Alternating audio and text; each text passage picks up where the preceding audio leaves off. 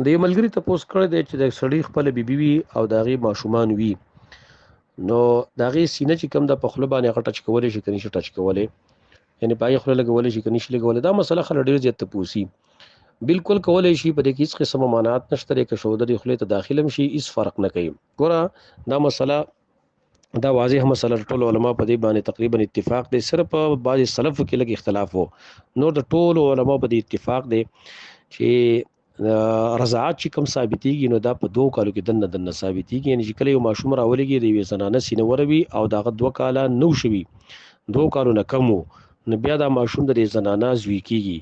خو چې د 2 کالو نه سوا شو، 2.5 کاله 3 کاله یو ماشوم دی او هغه د یوې زنانه سینه وروي، نو هغه د هغې زوی کېږي، نو پاتې لا غټ سړی شو، دا به د زنانه څنګه زوی شي؟ نو لہذا په دې باندې هېڅ قسم نقصان نشته دی.